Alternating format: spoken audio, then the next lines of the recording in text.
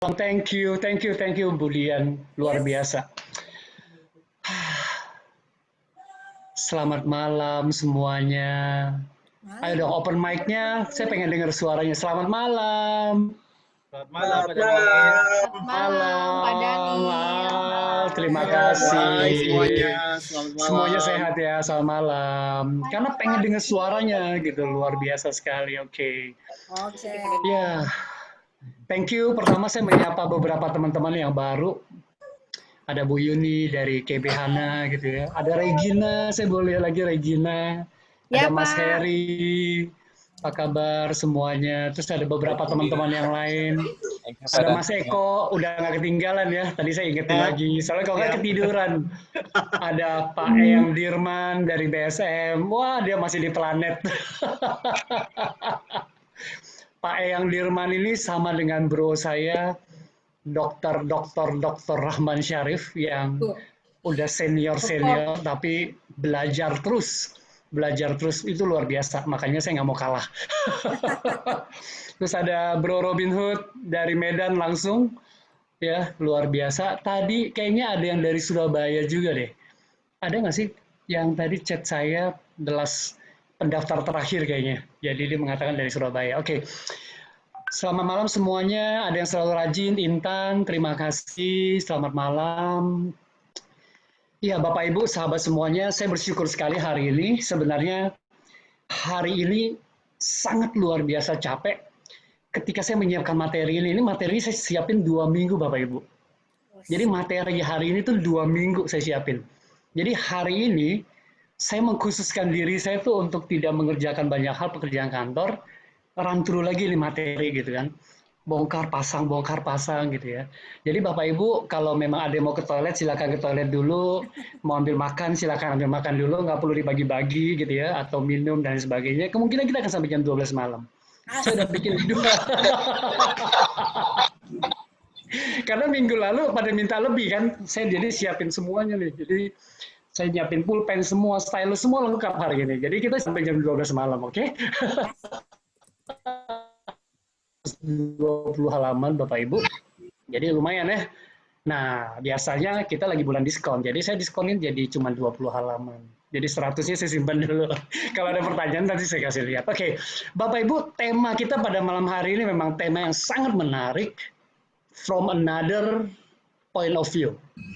Another point of view. Jadi ketika kita bicara tentang another point of view, coba Bapak Ibu, sahabat semua gitu ya, lihat sekitar kita, lihat di rumah gitu ya, kalau ada sesuatu yang biasa suka dipegang, coba dilihat, dipegang gitu ya.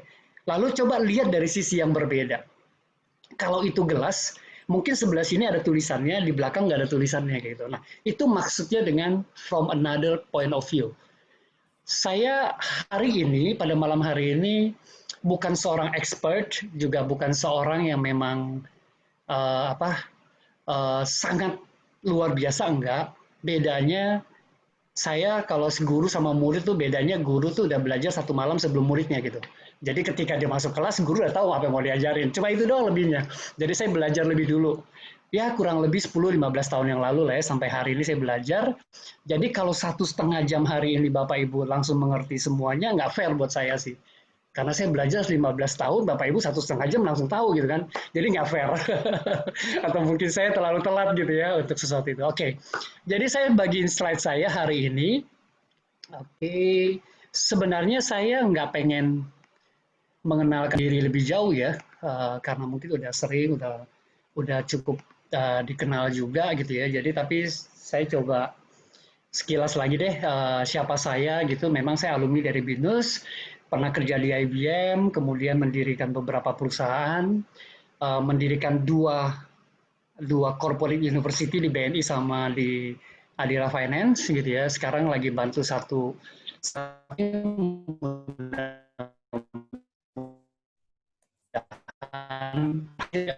dan memang dari komunitas WD Committers ini, jadi Certified International. Jadi hari ini sebenarnya menjadi sebuah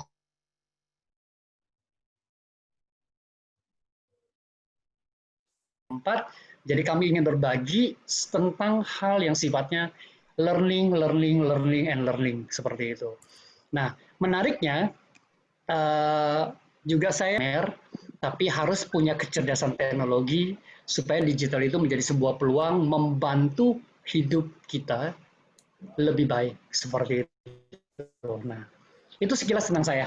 Jadi saya karena lihat beberapa teman-teman yang udah pernah join, saya pengen denger dong open mic gitu ya. Apa sih yang teman-teman udah pelajari sebelumnya seperti itu? Ya kan, yang dari previous series yang pernah ikut series pertama, kedua, ketiga gitu ya. Ada nggak open mic? Apa yang teman-teman udah pelajari, yang dapatkan, yang teman-teman bisa share open mic, sebutkan nama, lalu belajar tentang apa? Yuk, mari Bapak Ibu. Ada? Seru dong. Silakan. Berbagi dulu Berbagi nih. dong, berbagi. Kelas saya harus interaktif ya. Jadi harus interaktif. Kelas saya bukan kelas yang ngobrol terus, bukan saya aja gitu. Jadi kita interaktif. Apa yang teman-teman pelajari? Apa yang teman-teman dapatkan selama ikutin sesi saya atau nggak ada apa-apa? Ada? Tuk tak tuk tuk tik tuk. Ada? Oh, ada. Kalau nggak mau share, boleh ketik, boleh di chat. Silakan, boleh di chat. Nanti Bu Dian akan bantu kita untuk bacakan. Silakan. Pak Martin ngomong minggu lalu we talk about click and impact. Oke, click and impact. Wah, belajar click and impact. Jadi malam ini semoga kita semua akan klik atau membawa dampak ya. Oke, ada lagi? Yang Sedih lain, loh saya kalau nggak ada yang dapat apa-apa. mungkin dapat apa-apa Pak, tapi Halo, waktu Pak itu Daniel. dapatnya hari itu. Oke. Oh ya Pak Sigit nih mau ngomong apa Pak Silakan. Sigit? Ya mungkin yang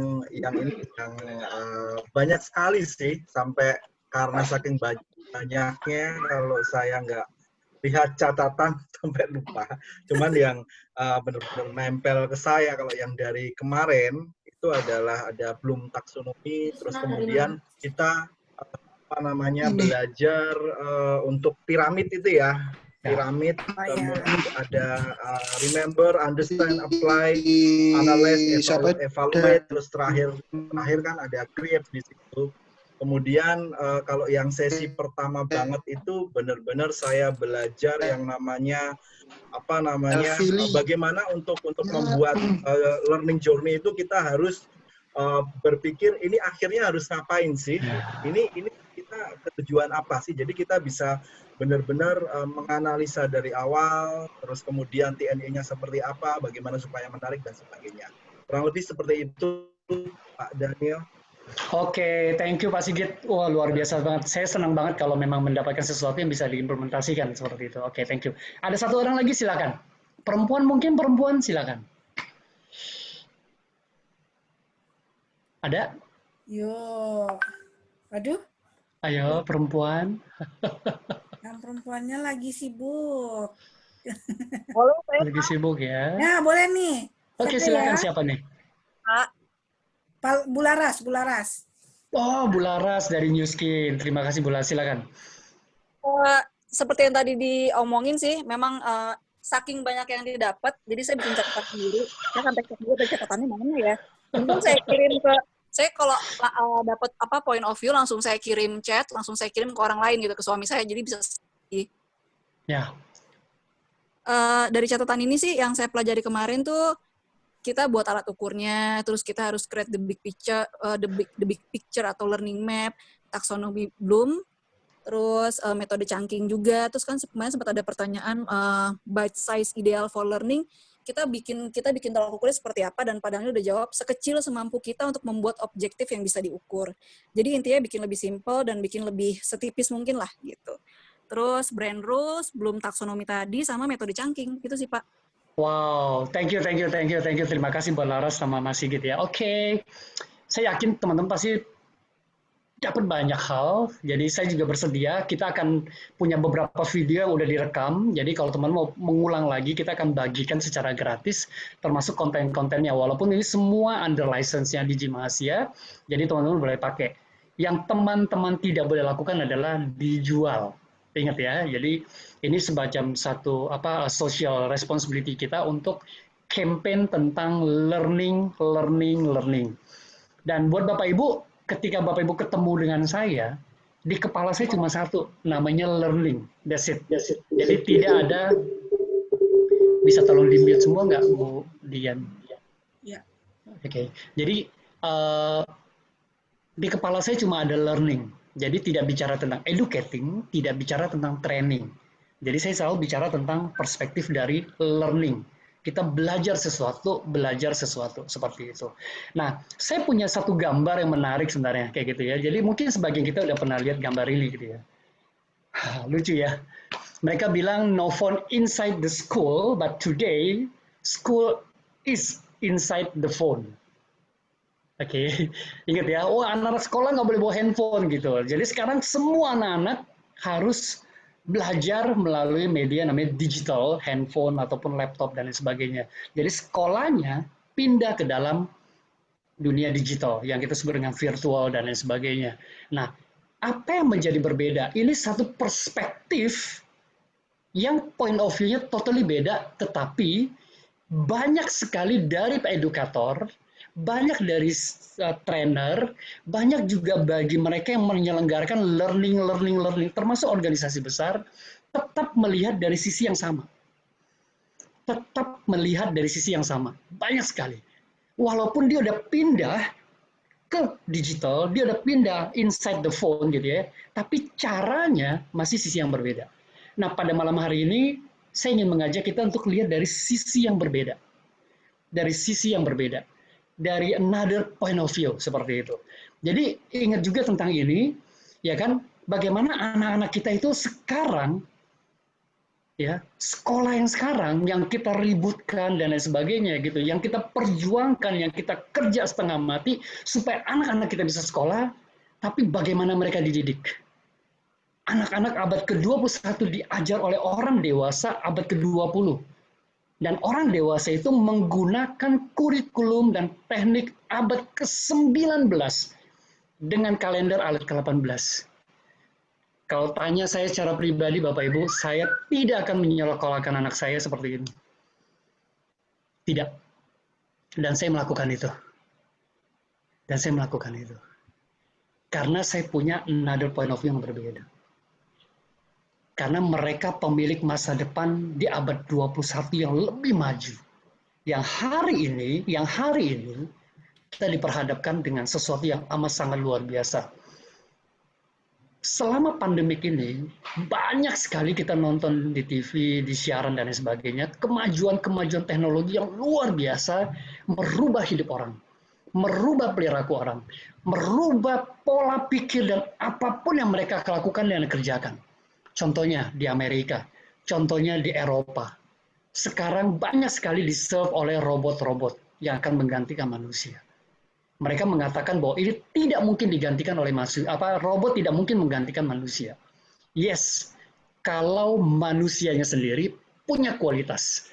Kalau manusianya sendiri tidak menjadi manusia yang dikendalikan oleh perkembangan teknologi tersebut. Itu yang sangat penting.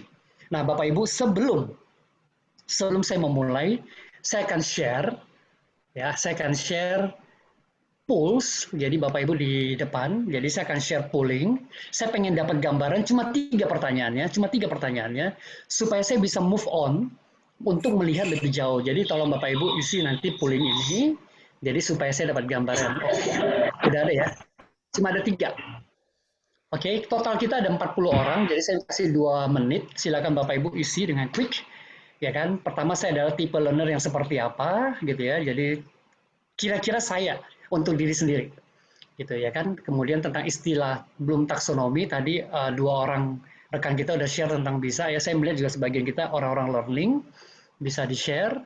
Kalimat tentang learning is a journey, kalimat yang sering nggak? Oke, saya akan tunggu pulse-nya. Thank you, udah sekitar 10%. Silakan Bapak Ibu respon, jadi supaya kita bisa tahu semuanya. Thank you. Oke, wow, banyak orang visual, senang saya. Oke, karena pada malam hari ini saya menyiapkan beberapa video gitu ya, ada beberapa video yang sangat menarik, jadi visual artinya cocok dengan teman-teman, nanti kita bisa lihat. Oke, ada, cukup asing ya tentang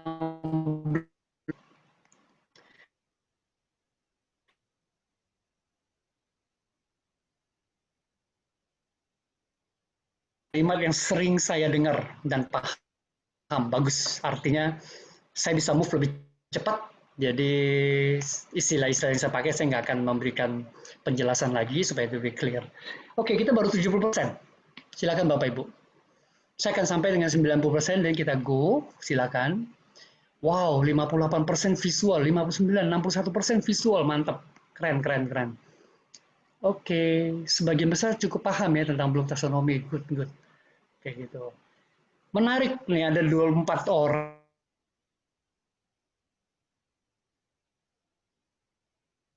pakai.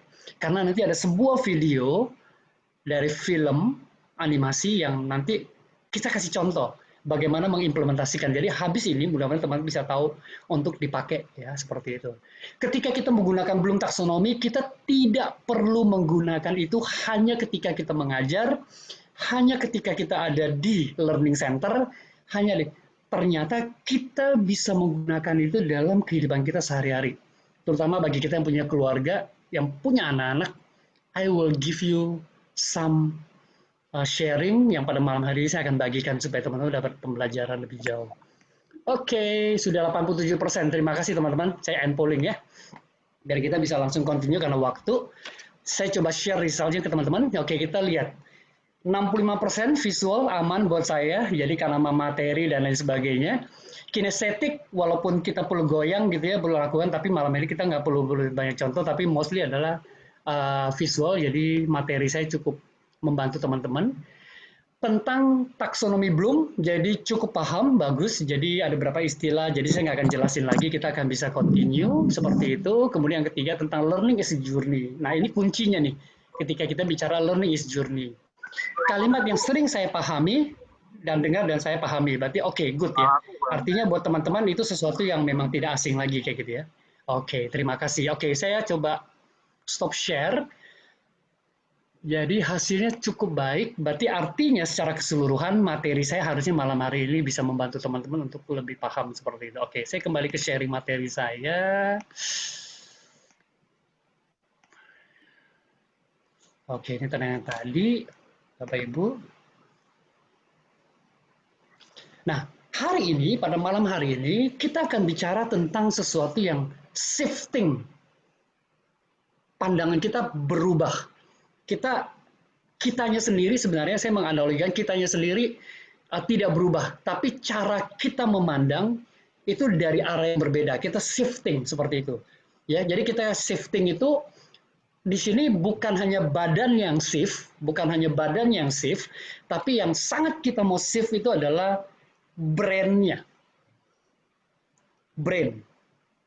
Pikiran kita, mindset kita, sudut pandang kita yang dikendalikan oleh otak kita, itu yang mesti kita rubah bersamaan dengan waktu kita bergerak untuk melihat perubahannya seperti itu.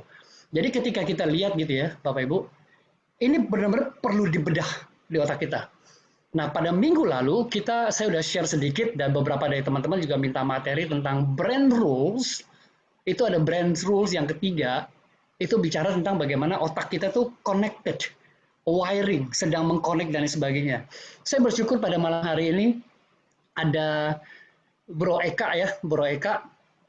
Ini masternya MindWeb. Nah, ada Bro Eka, MindWeb. Bro Eka mungkin bisa jelaskan sedikit tentang kenapa sih otak kita tuh kayak membangun sebuah jaringan dan connected seperti itu. Jadi kalau ketika kita ngomongin sesuatu, misalnya ngomongin apa ya, jadi nanti kita langsung terkonek tuh tentang ini, dan lain sebagainya seperti itu. Nah, pada minggu lalu saya memberikan contoh bagaimana seorang Michael Jordan, dia memang biasa main basket ya, lalu tiba-tiba dia mau main baseball.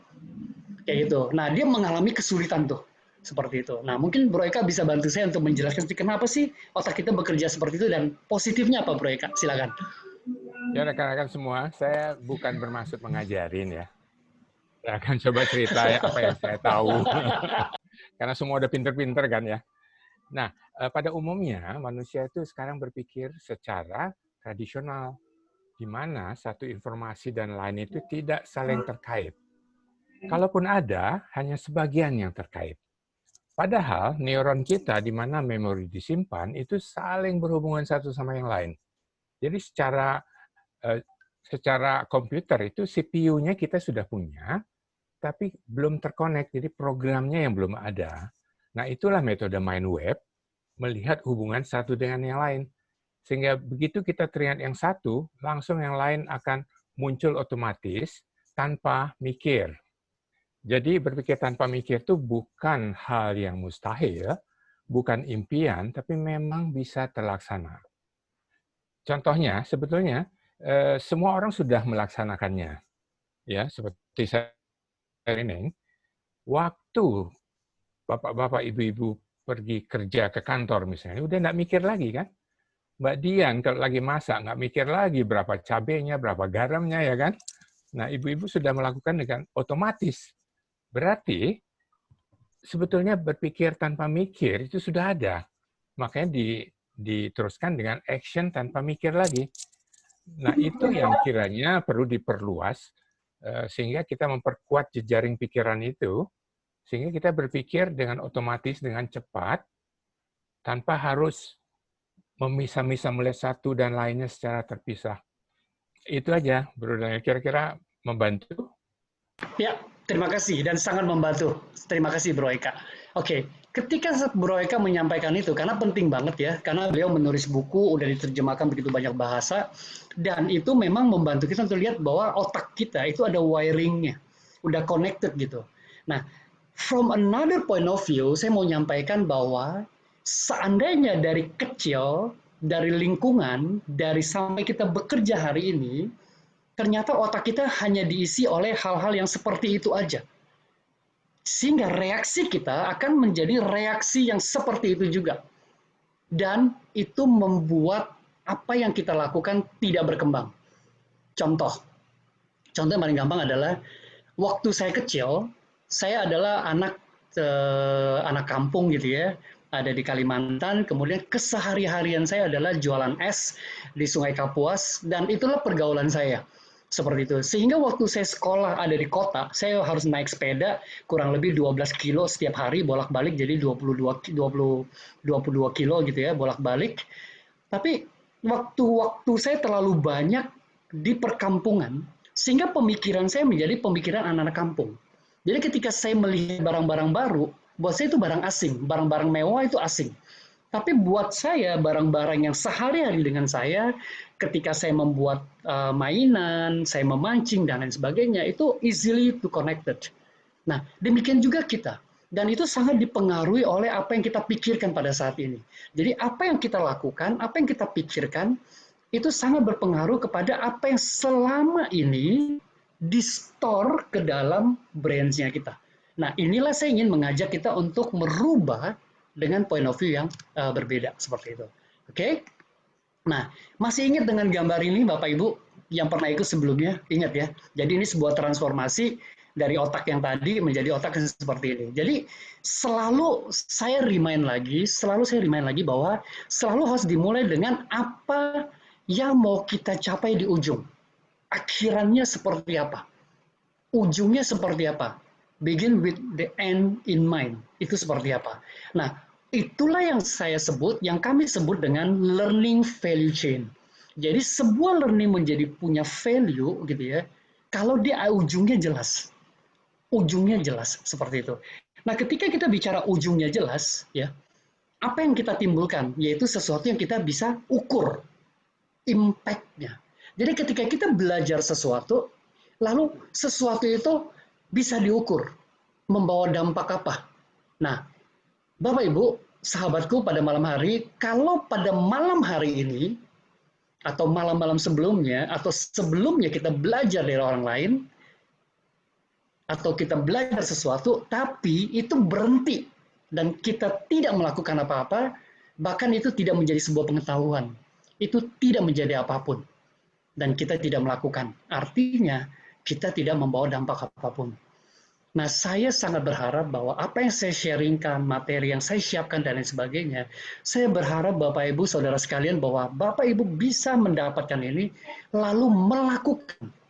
Ketika mengimplementasikan itu, percayalah, akan ada impact-nya. Akan ada dampaknya yang luar biasa.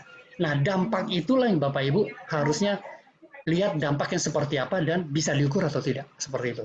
Nah, harusnya itu bisa diukur. Nah, itu kita bicara luasannya dulu, seperti itu. Oke? Nah, saya ada satu video, Bapak Ibu, si Dimas ini namanya Dimas. Mas Dimas ini dia ada di Gojek, dia di GoLearn, ya. Jadi, dia memberikan sedikit gambaran learning itu kayak apa sih, kayak gitu. Kalau ada teman-teman udah pernah nonton video ini, dia udah unggah ini di YouTube ya, lumayan banyak juga yang mendapatkan, bener juga ya. Nah, dia akan memberikan penjelasan sedikit tentang apa itu learning. Yuk kita dengar. Hey guys, gue Said dari Learning and Development dari Gojek tentunya. Tugas utama gue adalah membuat program learning yang menyenangkan buat teman-teman di Gojek sehingga mereka bisa nambah pengetahuan dan nambah skill yang menunjang sehingga mereka bisa ngasih impact yang lebih luas bagi masyarakat. Nah, yang pertama gue mau jelasin tentang learning. Tapi sebelumnya gue mau nanya, learning itu apa sih? Kalau misalnya lu mikir learning itu adalah baca buku, ngelihat video, ikut les, atau sebenarnya lu dengerin seminar-seminar, menurut gue itu kayak kurang pas. Jadi, learning itu adalah sebuah proses yang menyebabkan perubahan dari skill atau kemampuan lo, atau pengetahuan yang ada di kepala lo. Jadi, ketika lo merasa bahwa pengetahuan lo bertambah setelah lo melakukan sebuah kegiatan, dan satu lagi adalah misalnya lo semakin jago dalam suatu hal, itu yang namanya learning. Nah, ini ada beberapa hal yang harus diikutin supaya menjadi active learner. Apa sih active learner? Active learner adalah pembelajar yang benar-benar berusaha untuk meraih goals dari proses pembelajaran. Yang pertama adalah menjadi proaktif. Apa maksudnya proaktif? Teman-teman harus rajin-rajin mencari berbagai macam sumber pembelajaran, nggak cuma baca buku, tapi juga ikutin seminar ataupun sharing dari orang-orang yang lebih expert ataupun praktekin materi yang udah lu pelajarin. Yang kedua adalah memiliki komitmen dan engagement yang kuat. Maksudnya apa sih? Proses belajar itu pastinya akan memiliki banyak hambatan dari diri sendiri. Contohnya adalah komitmen sama waktu. Kedua adalah menjadi fokus terhadap materi yang ingin dipelajarin. Berikutnya adalah hambatan dari eksternal. Contohnya adalah diajakin nonton sama pacar ataupun makan sama orang tua. Pilihan yang sulit nggak sih? Berikutnya, setelah kalian memiliki komitmen dan engagement yang kuat, you need to connecting your prior knowledge with a new one. Contohnya, kalau misalnya waktu itu teman-teman ngelihat presenter yang super keren dan lu punya gaya presentasi yang berbeda dan lu kombinasikan gayanya dia dengan gaya lo dan menjadi gaya yang super cool. Nah, berikutnya lo menjadi presenter yang super keren. Nah, ini yang terakhir dan nggak kalah penting, yaitu adalah mengaitkan dengan konteks sosial. Contohnya, ketika lo beradaptasi di lingkungan baru, lo datang ke kantor baru, yang pertama lo harus ngelihat gayanya orang-orang kayak gimana sih, kebiasaannya kayak gimana sih, caranya mereka bercanda seperti apa. Nah, itu kalian mengaitkan dengan your prior knowledge dengan konteks sosial, sehingga teman-teman punya strategi yang jitu untuk beradaptasi dengan lingkungan yang baru. Nah, semua itu udah gue sebutin. Ada 4 hal nih yang mau gue wrap up. Yang pertama adalah jadi proaktif. Kemudian yang kedua adalah memiliki komitmen dan engagement yang kuat. Berikutnya adalah connect your prior knowledge with the new one. Dan yang terakhir adalah mengaitkan dengan konteks sosial. Semoga apa yang gue sampaikan ini bermanfaat dan menjadi pembelajar yang lebih efektif. Terima kasih banyak.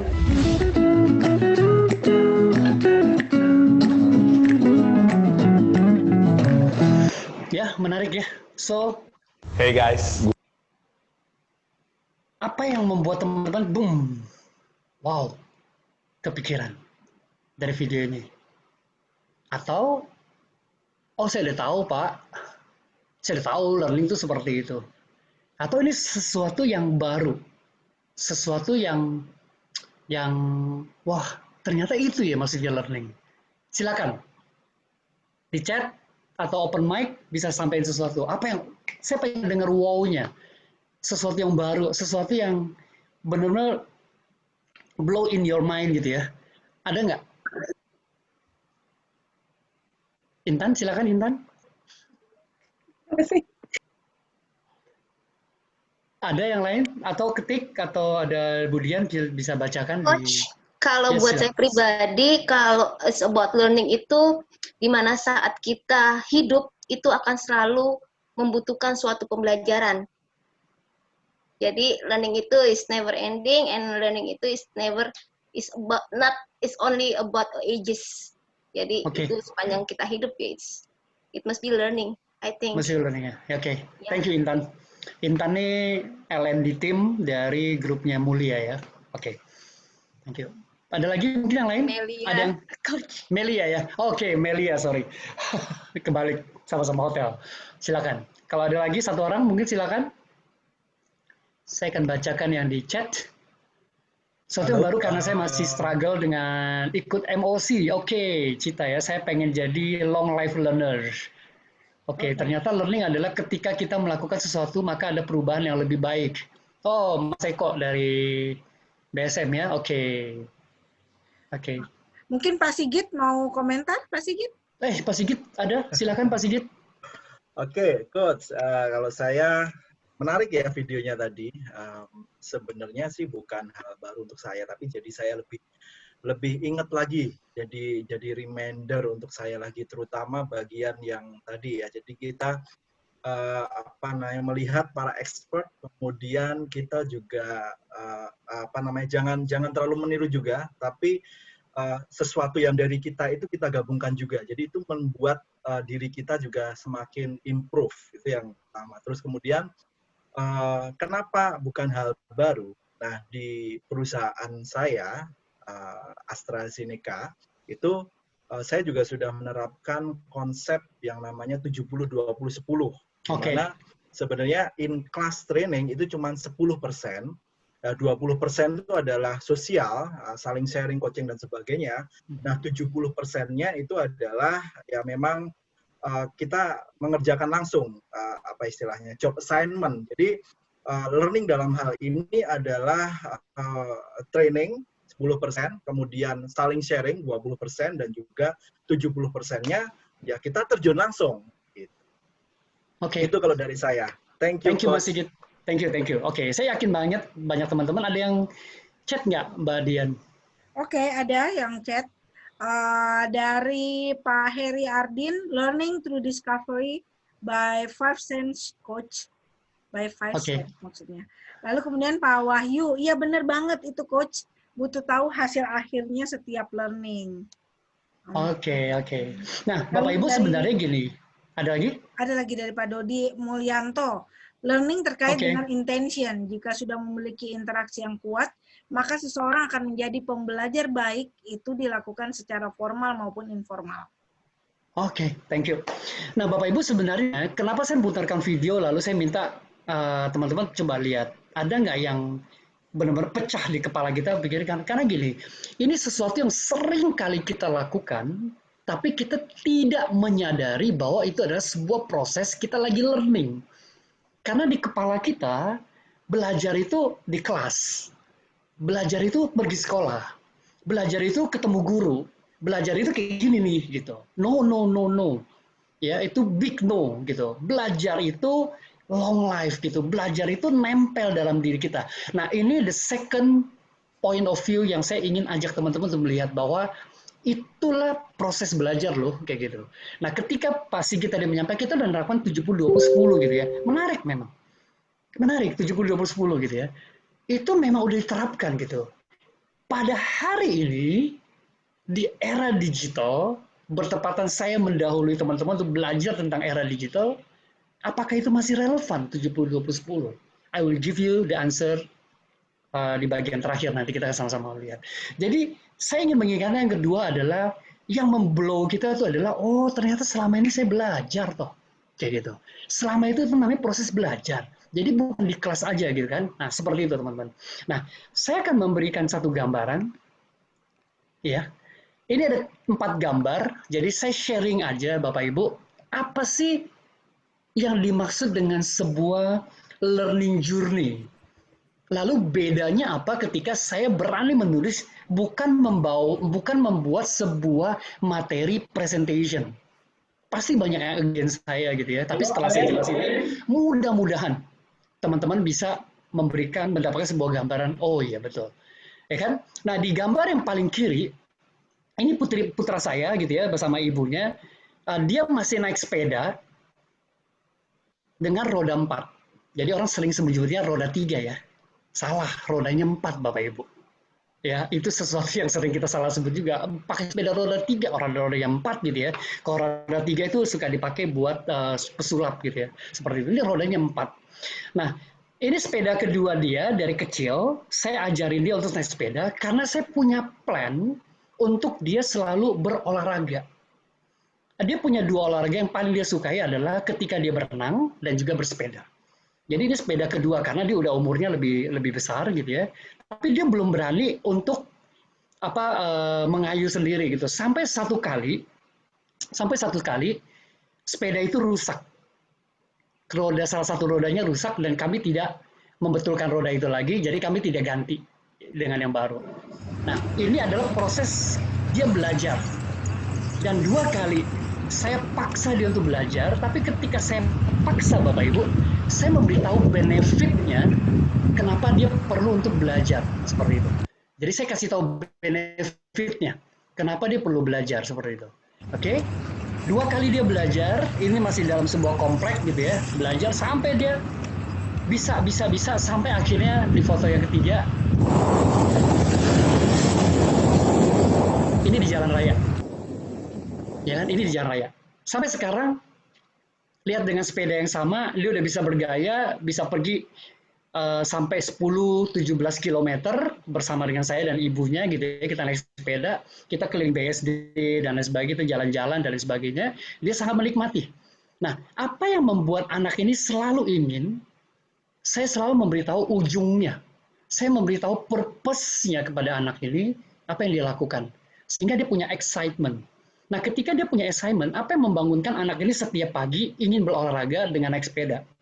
Bapak Ibu perhatikan, stang sepedanya ya saya ganti. Ya kan? Saya ganti itu. Jadi saya menambahkan hal-hal kecil yang membuat semangat. Begitu saya ganti dengan sesuatu yang ada gitu ya. Nah, besok dia pengen lagi karena ada yang baru, jalan lagi. Atau kita merubah rute seperti itu. Nah, inilah yang saya lakukan untuk bagaimana mengajak anak saya untuk mempunyai sebuah kompetensi. Dia tahu sesuatu, lalu dia latihan skill, tapi ketika membangunkan ability-nya supaya dia tetap melakukan itu adalah bagaimana saya memberitahukan tujuannya. Saya pernah pasang di Instagram, saya bilang bahwa kepada Tobias, kalau kamu bisa naik sepeda sendiri tanpa roda 2 yang tambahan tadi, you will feel totally different. Itulah freedom. Dan setiap kali dia merasakan sekarang, dia benar-benar merasa freedom. Dia bisa ngapain aja. Dan bisa di jalan raya. Bahkan dia bisa ke tempat-tempat yang dia pengen pergi, yang sangat jauh, seperti itu. Nah, itu yang memotivasi dia untuk membangunkan ability dia untuk bisa melakukan. Sampai hari ini, kita senang banget bersepeda, seperti itu. Ya kan? Nah, sedangkan saya sebagai coach-nya, saya setiap hari mikirin nih, besok apa lagi, besok apa lagi. Hal-hal kecil yang membuat dia selalu, ayo bangun pagi, pergi lagi. Ayo bangun pagi, pergi lagi. Dan sampai hari ini, ketika kita bilang sepeda, bahkan dia yang nagih. Yuk, Dad, kita kok nggak sepeda gitu ya. Kadang-kadang kalau saya punya kesibukan, nggak bisa. Nah, itulah sebuah journey yang saya siapkan buat anak saya ketika dia belajar tentang naik sepeda. Kelihatannya simpel ya. Kenapa saya kasih contoh sepeda? Karena sekarang lagi marak tentang sepeda. Ini akan menjadi sebuah materi PowerPoint. Kalau kita lihat semua orang naik sepeda, lalu kita belikan sebuah sepeda buat anak kita belajar. Habis dia belajar, dia pakai, kita taruh di pojok sana. Tidak tahu apa-apa. Dan ketika nggak terpakai lagi, sampai kita mau pakai lagi, sepeda itu usang. Itu yang saya sebut dengan PowerPoint. Itu saya sebut dengan materi presentasi. Tidak ada awalnya, tidak ada ujungnya. Tapi sebuah learning, ada awalnya, ada ujungnya. Itu yang membedakan bahwa pada hari ini kita belajar tentang strategi membuat sebuah learning journey, bukan materi presentation. Seperti itu. Oke? Nah, lebih gampang mana kita berpikir? Don't think outside the box. Think like there is no box. Yang ini lebih mudah, atau yang ini lebih mudah? Simple. Teman-teman, ketika saya nyiapin materi ini pun punya pemikiran tersendiri. Gampangnya seperti ini. Tapi ketika kita melihat, karena tadi sebagian learner saya adalah visual, kita tetap inside the box, ya, dengan kalimat ini. Tapi beda ketika kita bicara ini. Don't think outside the box, dalam box. think like there is no box. Di luar itu dia no box.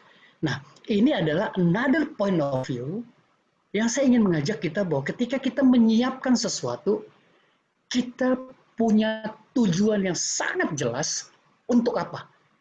Karena saya tahu kita visual, sebagian besar kita visual, saya memberikan contoh seperti ini. Jadi saya akan menggunakan gambar ini instead of gambar yang ini. Supaya tujuannya tercapai.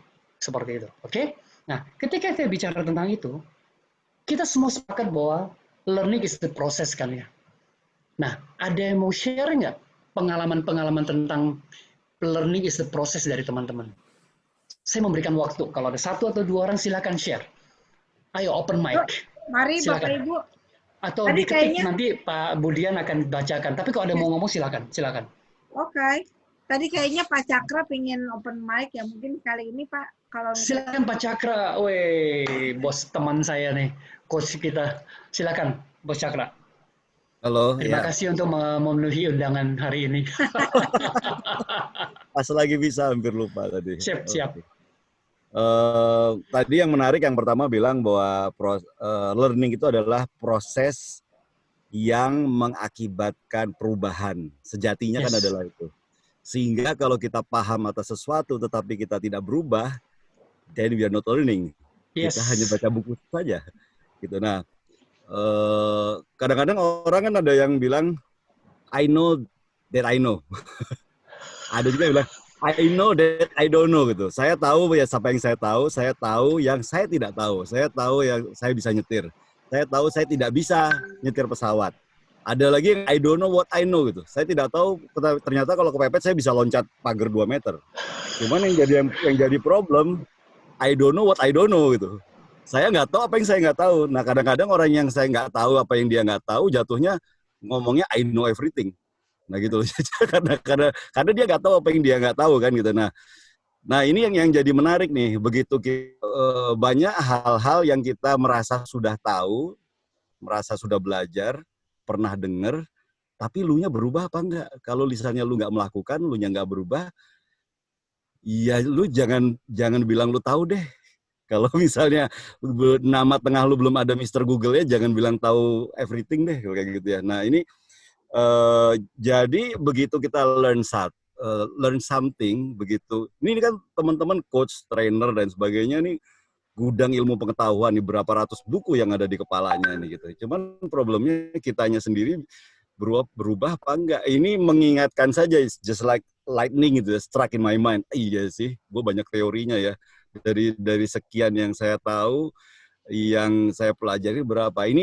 Ini kadang-kadang saya dikasih tahu sesuatu itu sudah 1 tahun yang lalu, tapi through proses kadang kita baru ngerti. Gila ya, gue lama banget ya ngertinya baru setelah 6 bulan, setelah 10 bulan baru melakukan dan sebagainya. Nah ini yang men-trigger saya menarik juga nih, karena learning itu adalah proses gitu. Yang menarik dari saya adalah seperti itu sih. Kalau mau sharing sedikit sih, saya merenung sebetulnya ini. Oke, thank you Bro Cakra. Benar, saya setuju banget seperti itu. Jadi ketika kita tahu sesuatu, apalagi yang disampaikan tadi itu kalau kita pelajari dari Johari Windows, teorinya ya, Johari Windows itu berbahaya sekali gitu. Ketika kita tahu banyak dan kita tidak melakukan apapun, itulah yang sekarang kita lakukan Bapak Ibu, Saudaraku.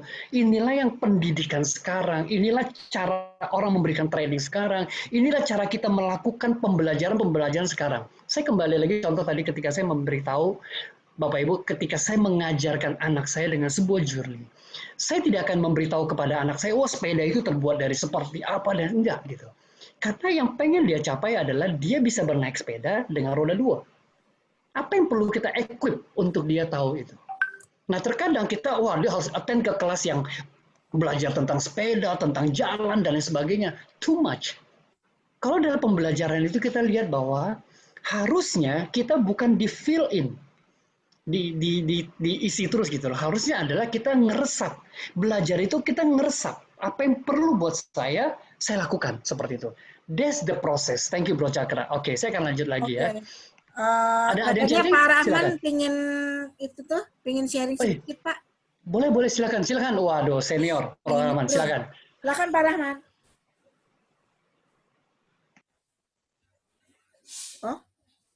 Saya Silakan. menikmati sekali. Saya learn much dari Bro Daniel nih. Terutama saya dari generasi baby boomer.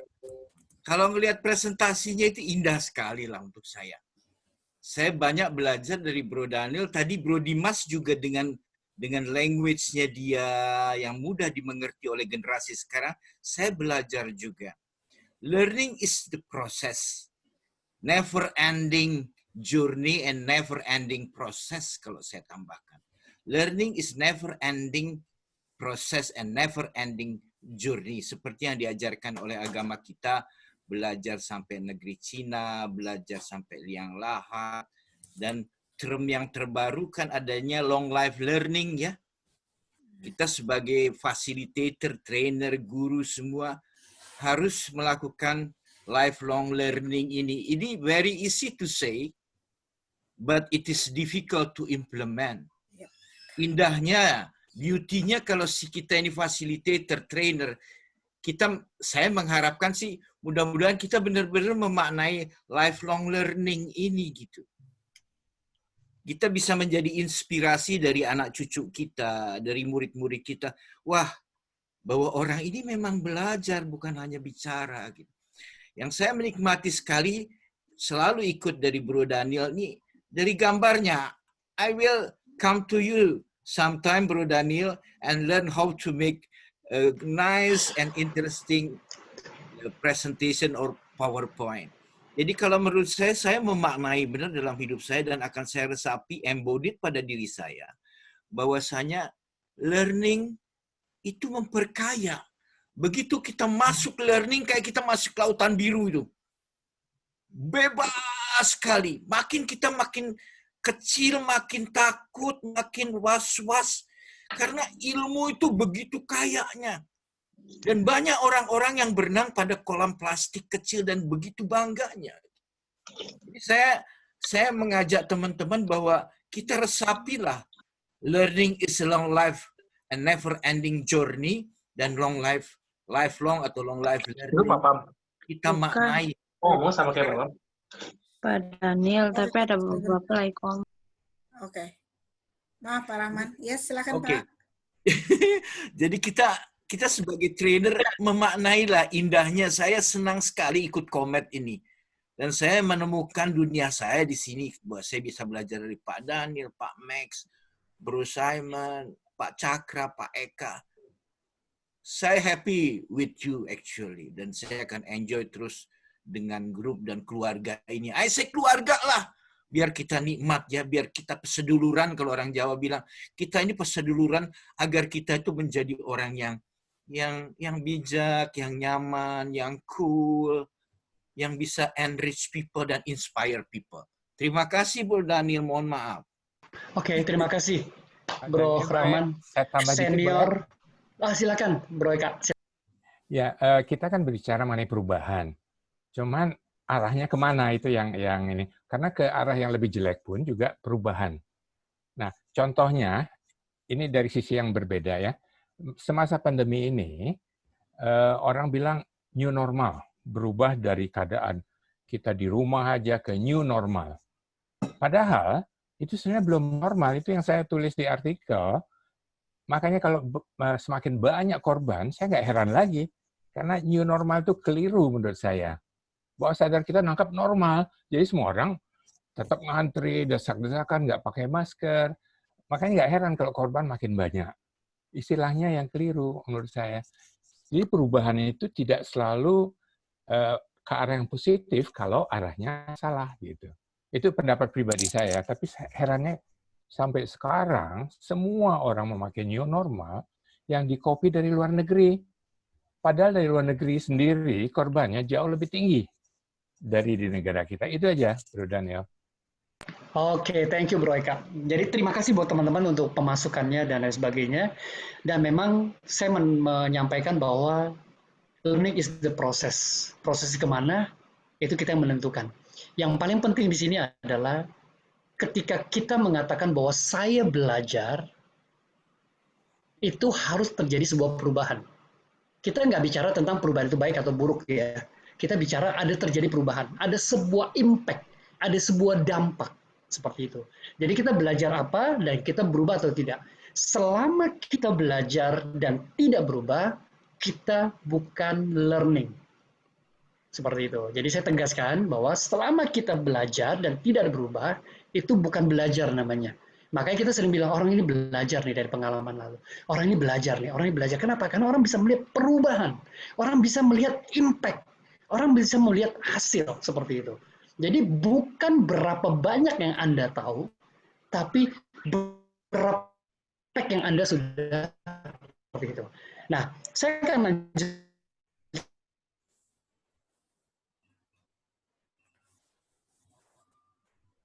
Dan siapa yang ada di tengah-tengah kita pada saat ini, seperti itu. Oke. Wait.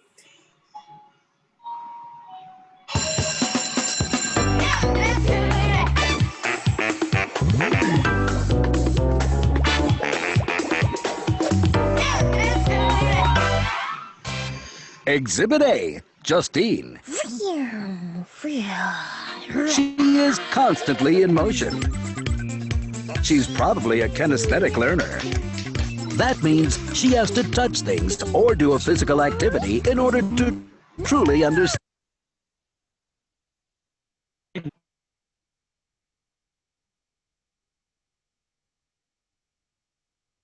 something. Or take our resident doodler, Shauna.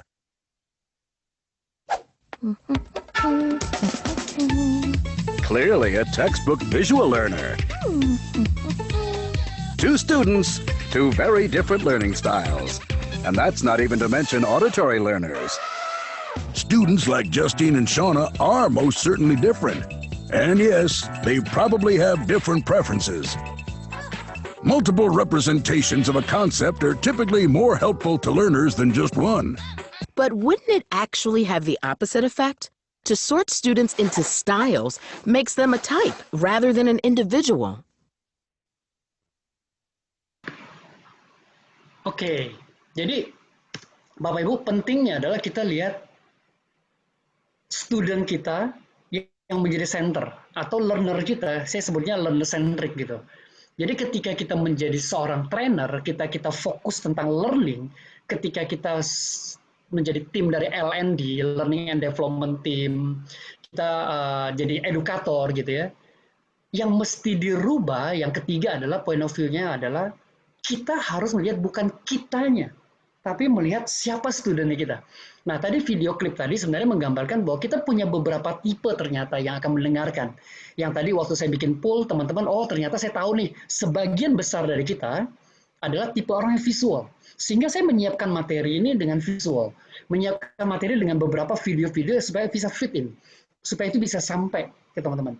Jadi kalau tadi Bro Rama bilang, saya jago, enggak gitu. Saya dibantu oleh tim, saya mikirin gimana caranya biar ini tersampaikan. Jadi student centric, learner centric, supaya teman-teman bisa belajar sesuatu tentang itu. Nah, menariknya ketika kita bicara learner centric, tadi juga disampaikan oleh si Dimas bahwa bagaimana kita create itu bisa jadi fun. Fun itu tidak bicara tentang tertawa, tentang happy, tentang orang lucu, bukan. Fun itu adalah orang enjoy, menikmati. Kenapa? Karena materi kita adalah materi yang sesuai dengan tipe learners kita. Sekali lagi, karena materi kita adalah sesuai dengan tipe learners kita. Nah, poin yang ketiga ini penting banget. Ketika kita menjadi orang yang akan membawakan, menyiapkan sebuah learning journey, kita harus memperhatikan siapa learners kita. Ini penting banget. Nah, ini yang kami lakukan sehari-hari di Digimasia, bahwa kita tidak akan pernah lepas yang namanya style dari learning. Nah, saya coba mengadop, saya sepakati dengan teman di MWS, kita menggunakan si COPS gitu ya. Jadi dia juga mengatakan bahwa learning is the process whereby knowledge is created through the transformation of experience. Seringkali kita menyampaikan dalam banyak hal adalah sifatnya knowledge tanpa adanya perubahan, tanpa adanya sesuatu yang kita melibatkan mereka untuk melakukan. Nah, di sini ada beberapa gambaran. Ini teman-teman kita bisa search di internet. Informasi ini banyak banget, tapi hari ini, malam ini, saya mau menyampaikan ada loh learners kita di dalam forum ini pun kita tahu mereka punya style seperti ini. Cara mereka belajar juga berbeda. That's why ketika kita menyiapkan learning journey kita adalah kita bisa fitting ke sana. Pertanyaannya adalah, oh kalau gitu kita menyiapkan harus 4-4-nya? Enggak. We can mix. Kayak gitu.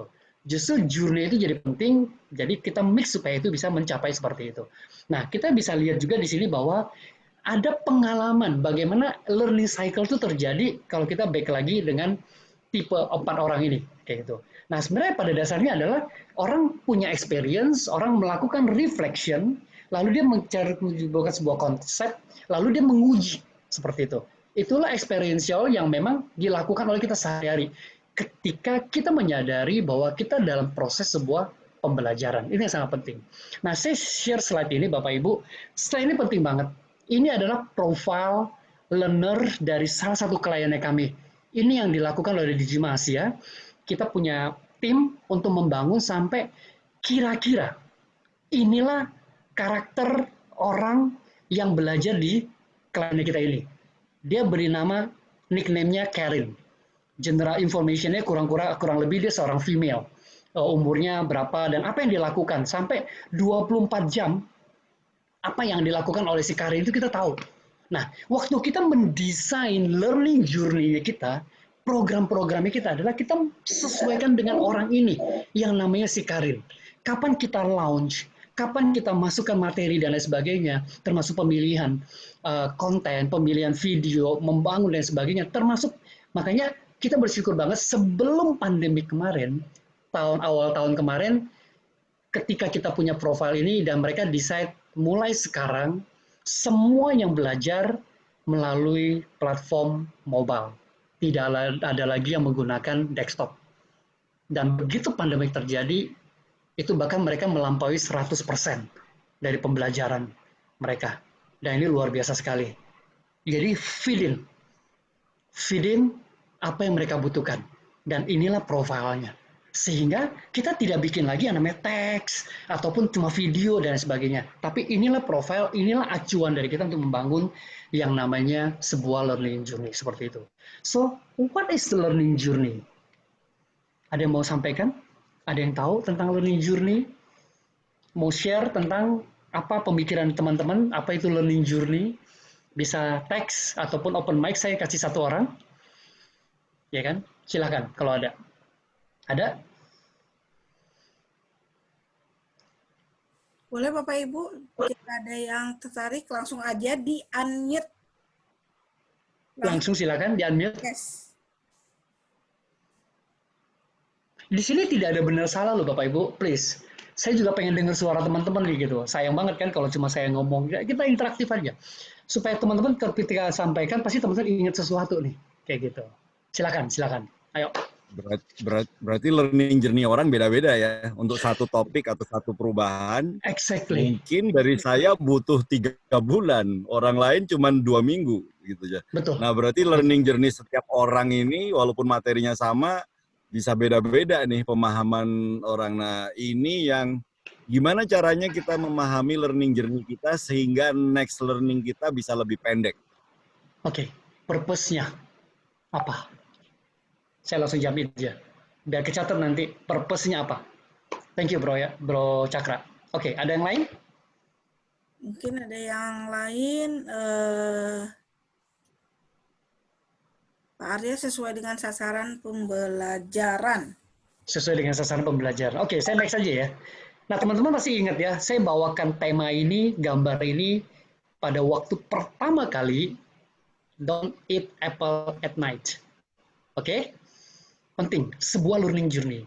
Ya kan, learning itu adalah sebuah journey, seperti itu. Nah, waktu kita mendevelop sebuah learning content, ya kan, kita tidak bicara tentang modul, course, ataupun conversion.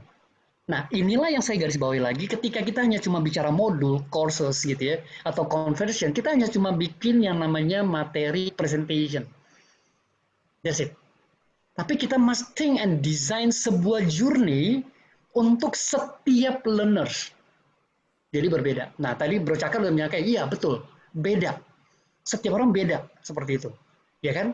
Nah, contoh ketika kita naik sepeda tadi gitu ya, ada anak butuh lama Mungkin dia perlu dibangun dulu keberaniannya. Tapi ada anak yang langsung berani seperti itu kan. Nah, journey-nya bisa beda. Ada dia butuh jatuh bangun. Begitu jatuh sekali, bangunnya lama banget. Ada yang dia jatuh, bangun, langsung jalan lagi seperti itu. Nah, bisa beda-beda. Jadi kita lihat dari berbagai perspektif untuk setiap learners. Jadi, there is no one fit to all. Seperti itu, oke? Nah, saya punya satu film lagi untuk ditonton, silakan. Ini membedah dari Bloom taksonominya si Inside Out. We have to get back up there. Joy was stuck down here. We might as well find another place. Joy and Bing dia tahu sesuatu ya, apa yang mereka tahu bahwa mereka stuck, mereka akan habis nih, akan mati di situ. Mereka tahu itu. Another. Who's your friend who likes to play? Who's your friend who likes to play? His rocket makes you yell, hooray! Lalu dia memahami sesuatu, ya kan? Bahwa ada musik, itu mereka bisa mendapatkan mesin. Jadi sehingga mereka membuat suara dan mencari sampai dapat mesinnya tadi. Seperti itu.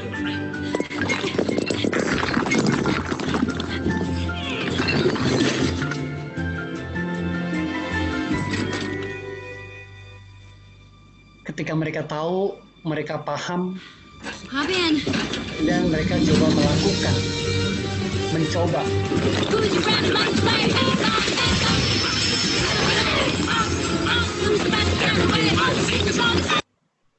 Jadi mereka apply song itu untuk supaya mesin bekerja.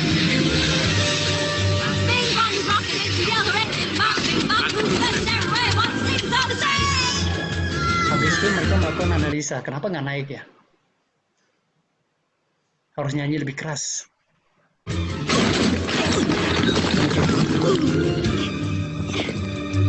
Ayo lakukan lagi setelah mereka analisa.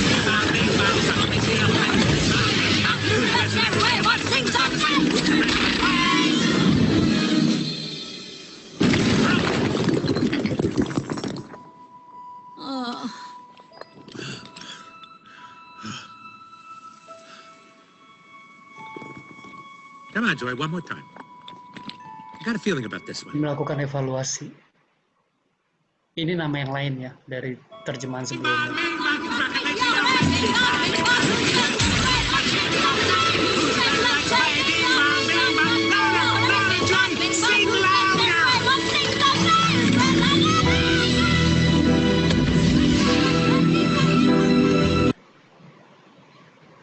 Jadi memang ada yang harus dikorbankan supaya tujuan itu tercapai.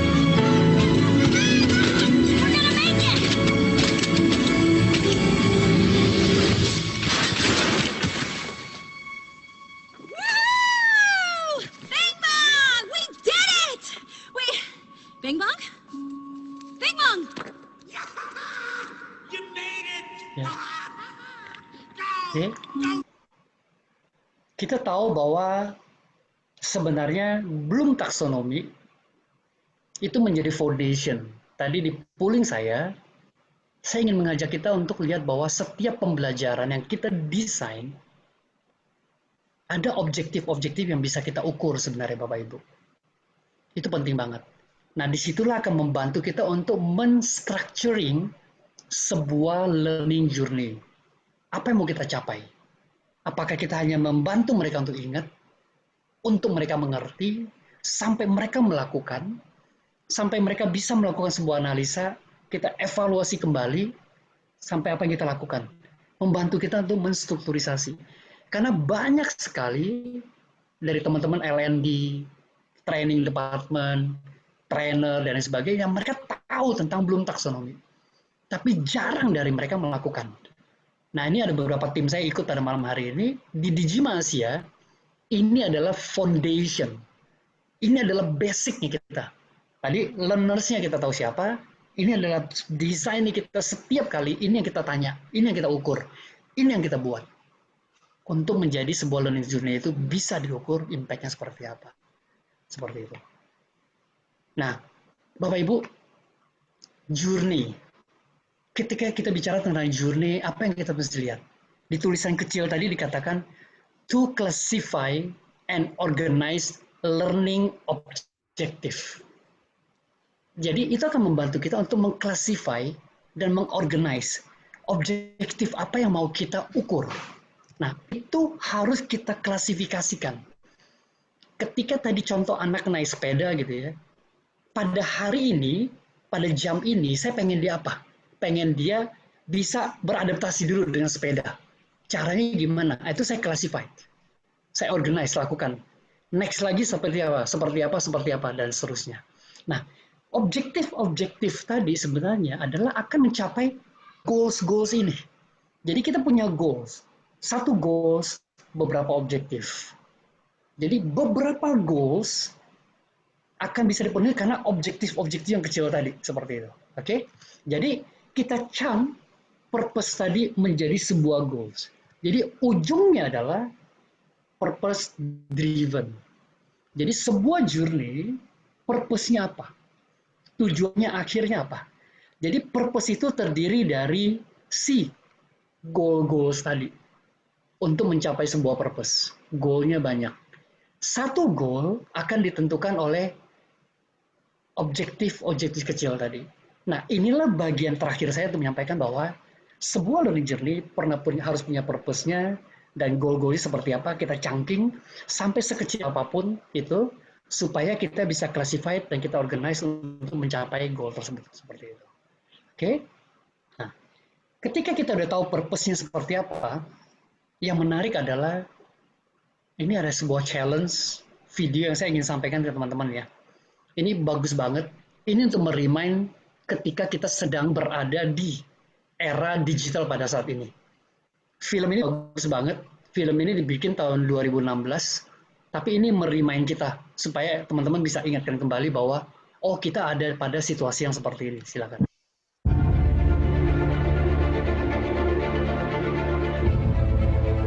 Once upon a time, business as usual was often good enough. No more. Where we are going, good enough is dead. In a world where everything is connected, where everything is equally excellent, where performance is reaching perfection, there's only one space left to innovate in: you. Right now, you are a central point in the raging tornado of change fueled by digitization, mobilization, augmentation, disintermediation, automation. Well, the list goes on. Science fiction is becoming science fact. Think about self-driving cars or computers that can learn and think. The way we work will never be the same. The skills we need will be dramatically different. Winning or losing are now happening faster than ever before. So what's your response? How will you discover new opportunities in one of the most transformational times in human history? Are you driving change, or are you being driven by it? Disruption has become the new normal. With change, it's always gradually, then suddenly, well, things really have stopped happening gradually. This change is exponential. Everything that used to be dumb and disconnected is now wired and intelligent. Cars, cities, ports, farms, even our bodies will be wired with sensors and will talk to each other. These game changers are also combinatorial. They amplify each other, creating a perfect storm of change. Quantum computing fuels big data. The Internet of Things fuels artificial intelligence and deep learning, which fuels robotics. However, anything that cannot be digitized or automated will become extremely valuable. Human-only traits such as creativity, imagination, intuition, emotion, and ethics will be even more important in the future, because machines are very good at simulating, but not at being. Yes, robots and software will do some of our work, but this will allow us to focus on things that cannot be automated. to imagine change squared. You've got to start engaging more with what might be, not just with what is. Immerse yourself in the immediate future, 5 to 7 years out from today. We need to go beyond technology and data to reach human insights and wisdom. Technology represents the how of change, but humans represent the why. The future is about holistic business model. The opportunity is to be liquid, to learn just in time, not just in case, not single improvements, but complete transformations, not individual systems, but new ecosystems. Humanity is where true and lasting value is created. We will engage, relate, and buy things because of the experiences they provide, because of their transformative power. The future doesn't just happen, the future gets happened. The new way to work is to embrace technology, but not to become it. The future is in technology, yet the bigger future lies in transcending it. Let's live and lead from here.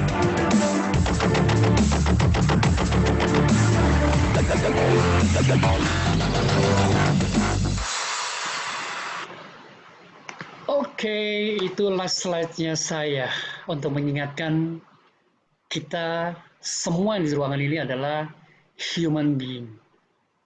Kita punya tugas untuk mendevelop diri kita, mendevelop anak-anak kita, mendevelop orang-orang yang dipercayakan kepada kita di dalam organisasi kita, supaya mereka tidak akan di-replace oleh yang namanya robot. Supaya mereka menjadi orang yang punya kreativitas, punya imajinasi, punya sesuatu yang membawa sebuah nilai untuk membawa perubahan ini lebih baik, membawa dampak lebih baik. Sehingga ketika kita meng-create sebuah pembelajaran, bukan meng-create materi PowerPoint presentation, tapi kita meng-create sebuah journey untuk mereka tuju. Journey supaya mereka bisa sampai kepada satu titik yang sudah kita persiapkan dari sekarang. Baik itu kita edukator, kita trainer, kita orang yang terlibat di learning organization kita yang sehari-harinya mengajarkan. Yuk, kita menyiapkan journey. Percayalah, orang-orang yang sering dekat dengan kita adalah orang-orang yang setiap hari yang menjadi tanggung jawab kita untuk kita develop apapun yang kita lakukan. Supaya ketika mereka belajar, mereka berubah untuk menjadi lebih baik. Supaya ketika mereka belajar, mereka membawa sebuah dampak, dan dampak itu membawa satu dampak yang luar biasa untuk keluarga mereka, untuk lingkungan mereka bekerja, dan untuk perusahaan mereka, bahkan untuk apapun yang mereka kerjakan, itu membawa dampak yang positif. Dan itu adalah tugas kita sehari-hari. Itu yang saya mau sampaikan. Dan cukup sekian. Kalau ada pertanyaan, ada sesuatu yang teman-teman mau feedback, ada teman-teman yang, wah, nggak ngerti coach, nggak ngerti, atau wah ini oke, let's have a discussion, kita punya 15 menit. Saya persilakan ke Mbak Dian. Oke. Mari Bapak Ibu, just in case di antara Bapak Ibu ada yang ingin ditanyakan, boleh dong sharing-sharing di sini. Jadi learning don't just in case ya, but just in time. Silakan kalau ada. Yuk. Oke, Pak Rahman. Nah, adakah yang ingin ditanyakan atau mungkin berbagi pengalaman Anda juga berkaitan dengan topik yang sudah kita sampaikan? Boleh. Sejauh saya memandang memang belum ada pertanyaan di bagian atas ya. I don't know dengan yang boleh. Ini. Boleh bertanya, Mbak Dian? Boleh, silakan. Terima kasih atas kesempatannya. Saya Denny dari Pangkal Pinang, Bangka, domisilinya saat ini Coach Daniel. Dan sehari-hari saya di sebuah organisasi di perusahaan di bagian, kebetulan juga di bagian learning and development. Secara secara konsep kita udah mengetahui yang seperti Coach Daniel bilang tadi ya, bahwa kita perlu meng-create sebuah learning journey untuk pengembangan karyawan ataupun anggota di organisasi kita. Tapi yang sering salah satu kendalanya dalam organisasi adalah bahwa kalau journey atau learning ini pasti butuh waktu dan hasilnya tidak bisa instan. Sedangkan di organisasi sendiri menuntut supaya hasil yang cepat dan terlihat. Itu kira-kira bagaimana menurut pendapat Coach Daniel mengenai situasi tersebut. Terima kasih, Coach. Simple, Pak. Berubah pandangan aja. Point of view. Kalau yang saya sharingkan tadi semuanya sudah kita lakukan dan kita implementasikan. Seperti itu. Kedua, minggu lalu, kalau Bro Denny ikut ya, ada salah satu teman yang sharing dari KPK kalau nggak salah, dia berani ambil action. Nah, kita bicara klik. Bro Denny harus klik dulu apa yang Bro Denny desain. Bukan menawarkan sesuatu yang belum punya pengalaman ataupun belum pernah melakukan nih, kayak gitu. Nah, malam hari ini saya men-sharekan sesuatu yang sifatnya bisa diimplementasikan dan memang kita implementasikan dan memang udah terbukti ada hasilnya. Nah, itulah yang kita klik. Jadi kitalah yang di dalam organisasi sebagai orang learning itu yang membawa perubahan. Nah, biasanya yang kita lakukan adalah step by step. Kita cangking. Kita idenya mulai dari sesuatu yang kecil. Nah, ketika kita ide mulai dari sesuatu yang kecil, kita cari dulu siapa yang kita bisa ajak ngobrol. Jadi tidak bisa langsung perubahan itu secara umum seperti itu. Biasanya kita quick win-nya apa? Lalu siapa yang menjadi partner kita untuk sama-sama maju seperti itu. Nah, strateginya seperti itu. Memang ketika kita bicara organisasi, yes. Minggu lalu juga kita bahas bahwa minggu lalu kita bicara organisasi, iya. Justru kenapa saya ajak malam hari ini kita from another point of view adalah kita melihat dengan sisi yang berbeda, lalu kita sendiri menyiapkan itu supaya itu bisa terjadi perubahan. Minimal itu mulai dari tempat Mas Denny nih, tempat Bro Denny, yaitu the team learning organization ini sendiri. Jadi kita sendiri dari kelompok yang paling kecil ini, dari learning L&D tadi, membawa perubahan itu, baru kita bisa meluas. Kalau masalah waktu, yes, semua by proses. Makanya tadi learning kan dibilang proses. Nah, berapa lama? Setiap orang punya waktu yang berbeda-beda, seperti itu. Kurang lebih itu yang saya bisa sampaikan. Nanti kalau nggak punya nomor saya, nanti kita bisa chatting, beberapa gambaran saya bisa sampaikan. Kayak gitu. Oke. Tadi kayaknya dari selanjutnya dari Pak Arya nih, menurut Pak Daniel untuk proses belajar lebih cepat, apakah dengan memberikan ruang orang untuk berbuat salah atau dipagari agar tidak berbuat salah? Oke. Tadi kalau kita lihat siapa tadi saya kasih gambaran tuh, siapa namanya? Jadi orang bisa belajar dari kesalahan yang dibuat, orang bisa belajar dari pengalaman dia, tergantung, tidak selalu kayak gitu. Tapi ada orang udah salah terus dia nggak belajar juga kayak gitu. Jadi everyone is totally different. Jadi dia ada tahapan tadi melalui experience dia ngelakuin dulu, dia tahu salah lalu dia balik lagi, ya kan? Lalu ada orang dia lihat kesalahan orang lain, lalu dia belajar, dia melakukan. Ya kan? Ada lagi model yang ketika dia tahu, dia kumpulkan, dia analisa semua kesalahan dan dia belajar di situ. Ada yang dia tes nih. Coba dulu salah, oh benar. Oh salah gitu. Nah, tipe yang mana? Itu setiap orang beda. Jadi that's why profiling siapa learners kita itu penting.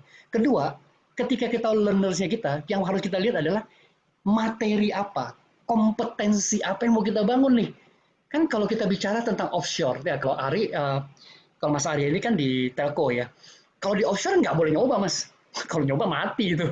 That's why ketika di offshore dia punya simulator sebelum benar-benar terjun ke dalam laut misalnya seperti itu. Ya kan contoh Garuda, ya kan dia punya tuh pesawat simulator gitu sebelum dia menerbangkan pesawat beneran gitu kan. Nah, itu ada contoh. Jadi ada yang boleh ditolerir, ada yang nggak boleh tolerir. Jadi masing-masing beda dan tergantung learnernya, tergantung konteksnya, tergantung kontennya, tergantung industrinya dalam banyak hal. Jadi sah-sah aja sih. Tapi perlu dilihat juga kita mengukurnya seperti apa. Karena gini, kadang-kadang kalau kita bicara tentang soft skill ya, tentang hidup misalnya kayak itu, banyak orang banyak belajar dari kesalahan mereka. Mereka tidak mengulang lagi. Kemudian dari kesalahan itu kita berharap anak-anak kita tidak mengulang kesalahan yang sama. Belum tentu itu berhasil. Karena setiap orang punya path yang berbeda dalam hidup mereka. Punya challenge yang berbeda dalam hidup mereka. Seperti itu. Yang kita bisa kasih tahu adalah kita mewariskan sesuatu yang membuat mereka bisa siap untuk masa depannya mereka dengan lebih baik. Seperti itu sih. Oke, kalau itu mungkin saya perlu Bro Anthony untuk sampai sesuatu deh. Tadi pagi saya nanya sesuatu sama dia tentang, karena saya tahu dia sedang menyiapkan anaknya dia sedang menyiapkan masa depan anaknya dia. Jadi ada satu istilah yang beliau pakai itu. Boleh di-share Bro Anthony? Apakah itu belajar dari kesalahan atau itu belajar dari sesuatu yang dari orang lain supaya itu lebih baik? Itu mungkin bisa di-share. Silakan Bro Anthony. Oke, thank you Brother Daniel. I think buat teman-teman semuanya, hai semua, senang sekali pada malam hari ini kita sama-sama bisa belajar gitu. Dan saya sangat enjoy, menurut saya sharing pada malam hari ini adalah pembelajaran yang membuat kita semakin mendalam untuk memikirkan sungguh-sungguh tentang pembelajaran di masa depan gitu. Jadi tadi siang sempat chat, dan tiba-tiba Brother Daniel sempat nanya, Brother Martin, how do you prepare your kids untuk masa depan mereka? Dan saya selalu punya satu gambaran bagaimana saya menyiapkan anak saya itu seperti kayak, kalau dulu waktu kecil itu seringkali nonton film kungfu, itu bagaimana guru-gurunya itu kan seringkali biasanya ada guru, terus ada muridnya gitu. Dan mereka tinggal bersama dengan, para murid itu tinggal bersama dengan si gurunya, hidup bersama, terus diajarin jurus-jurus sampai jurus terakhir, karena si guru itu sadar bahwa suatu ketika si muridnya itu akan turun gunung. Nah, si gurunya tahu bahwa dia tidak akan terus-menerus bersama dengan muridnya, suatu ketika bahwa si gurunya itu akan mati, suatu ketika dia tahu bahwa si murid itu akan melanjutkan perjalanannya. Nah, yang adalah si guru itu juga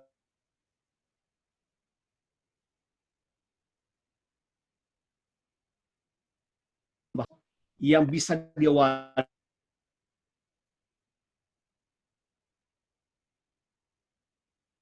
bahwa seperti itulah, saya sempat cerita sama Brother Daniel di WA cukup panjang gitu, bahwa seperti itulah perjalanan. Dan saya merasa bahwa apa yang dikatakan oleh Brother Daniel itu menohok buat kita semua gitu. Ya. Nah, ada beberapa poin yang saya sempat nyatat, jadi saya mau mengomentari. Itu jawaban saya untuk Brother Daniel. Tapi teman-teman, rekan-rekan, saya merasa bahwa ini sama-sama malam hari ini kita sama-sama belajar. Saya mengomentari satu yang prinsip 10-20-70. Saya selalu aware dengan prinsip itu. Tetapi yang menarik adalah kadang-kadang gini, ini kepentingan bisnis, saya harus mengakui. Ini kita jadi sama-sama bongkar rahasia gitu. Di kita sebagai training for provider, kadang kita merasa bahwa kita tidak mau cuma di 10% kan gitu. Karena kita merasakan, kok kecil banget persentase kita. Dan ketika kita jualan, seolah-olah kitalah si 70% itu. Dan itu yang seringkali terjadi. Dan menurut saya sebenarnya itu ilusi banget. Karena kita merasa, enggak, I can change, kita bisa merubah. In fact, sebenarnya kita harus mengakui bahwa dalam 2 hari, 3 hari kita mau mengubah orang, hanya Superman, hanya dewa yang bisa melakukan. Dengan kuasa Tuhan yang luar biasa, kita bisa merubah orang seperti itu. Ya, tapi kita hidup dalam ilusi seperti itu. Dan saya merasa bahwa itu harus menjadi semacam pemahaman kita, bahwa kita nggak melakukan, tapi yang bisa kita lakukan ada dengan 10% itu secara maksimal apa yang bisa kita persiapkan. Dan saya pikir malam ini jadi tantangan buat kita. Nah, di sisi lain, nah ini celakanya juga begini. Di sisi klien, problemnya mereka malas. Jadi akhirnya kemudian balik lagi. Ya udahlah Pak, 70% di Bapak aja deh. Akhirnya kemudian seolah-olah kita menerima tanggung jawab 70% untuk mengubah orang. Padahal enggak. Dan harusnya 70% tadi sharing dari Mas siapa tadi, keren banget gitu. Harusnya sebenarnya punya tanggung jawab bahwa sebenarnya kita punya tanggung jawab 20% dan 70% itu untuk mengadakan. Ya, kita bisa memfasilitasi yang 20% proses itu. Tapi 70% tetap kembali ke tempat kerja gitu. Itu yang pertama menurut saya, jadi semacam harus menjadi kesadaran kita bahwa pembelajaran nggak bisa cuma berakhir tadi. Saya setuju bahwa ini sebuah journey nggak bisa cuma berakhir di satu tempat bahwa ketika pembelajaran seperti ini selesai and done gitu. Itu harus sebuah proses. Dan saya merasa bahwa ini ke sana. Para trainer mulai harus memikirkan itu. Yang kedua adalah, catatan saya adalah gini. Saya teringat dengan brother Max Sandy, di beberapa program, termasuk kita di MWS itu selalu menggambarkan pembelajaran itu dengan menggambarkan seperti kayak kita GPS. Bahwa kondisi kita di mana kita berada, dan itu selalu menjadi slide pembuka kita. Di mana kita berada sekarang, kita mau bawa kemana. Dan kita selalu mengingatkan bahwa kepada peserta pembelajaran seperti itu. Dan saya merasa bahwa itu sesuatu yang bagus sebagai sebuah simbol. Nah, cuman masalahnya adalah, again, kadang-kadang pembelajaran itu sesuatu yang pahit. Ya, pain, harus luangkan waktu dan sebagainya. Sehingga kadang-kadang kita berpikir, ya, dengan berjalannya waktu, saya nggak tahu apakah teknologi akan membuat kita pembelajaran semakin cepat. Ya, sekarang ini orang nggak perlu jalan lagi. Tadi ada kalimat yang menarik, suatu ketika science fiction akan menjadi science fact. Ya, kalau kita nonton di Star Trek, orang nggak perlu lagi perjalanan susah-susah, menggunakan teleport. Dari saat ini kita bisa langsung menuju ke sana dalam hitungan detik gitu. Ya, jadi nggak perlu susah lagi. Nah, saya nggak tahu bahwa saya percaya begini, di masa depan teknologi juga akan memudahkan pembelajaran kita. Karena apa? Sekarang ini kadang-kadang gini, orang mau hasilnya, mau sampai ke tujuannya, tapi orang tidak membayar harganya. Dan itu yang sering kali terjadi. People want the result, but they don't want to pay. They don't want to pay the process of getting the result. Dan itu yang challenge terbesar di dalam proses pembelajaran. Di dalam journey itu, saya cuma merasakan bahwa tantangan kita adalah bagaimana membuat itu menjadi fun. Dan tadi sebenarnya Brother Dylan mengatakan yang bagus, saya kasih tahu bagaimana fun-nya, apa yang dirasakan. Dan that's it, menurut saya, itu juga yang harus dilakukan, bahwa along the journey, kita harus make it fun, menarik, menyenangkan, dan itu yang akan membuat sebuah journey menjadi tidak terasa capek, tidak terasa bahwa itu akan meletihkan banget. Karena kita merasakan bahwa, this is not sesuatu yang painful, tapi it's something fun. Dan pembelajaran harusnya balik lagi ke sana.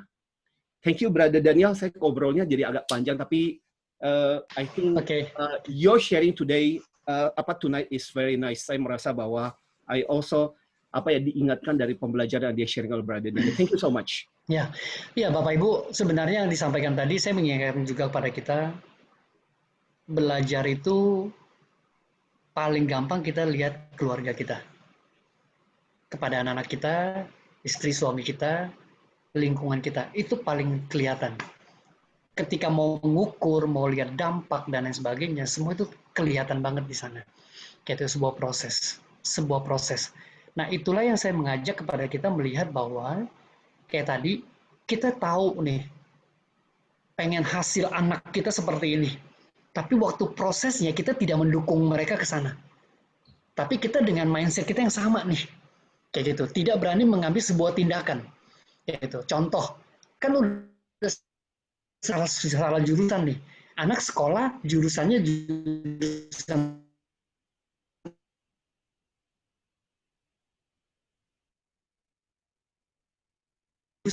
kontradiktif banget.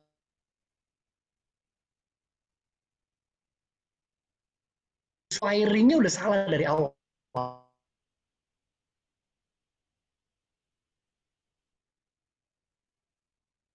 Ya, kita belajar banyak hal. Bapak Ibu, saya suka bersepeda, saya suka lari, dan waktu saya berlari dan naik sepeda, banyak orang bilang, gila lu kayak cepet banget ya. Iya.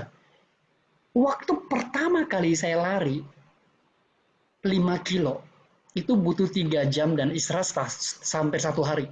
Pertama kali saya lari. Itu 2016.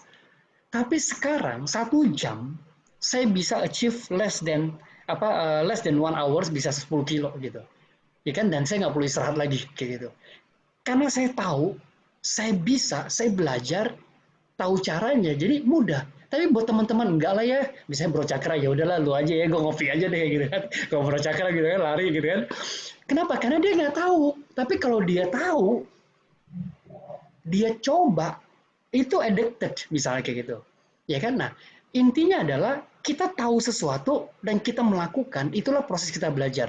Nah, ketika kita udah lakukan itu, then we will enjoy, seperti itu. Nah, itulah sebuah journey yang harapannya kita bisa mulai dari kelompok paling kecil, yaitu keluarga kita. orang-orang di sekitar kita, baru nanti ke organisasi kita sih. Supaya kita tahu impact-nya, lalu kita bisa ceritakan seperti itu. Oke, tadi ada satu pertanyaan lagi deh kayaknya, Bu Dian.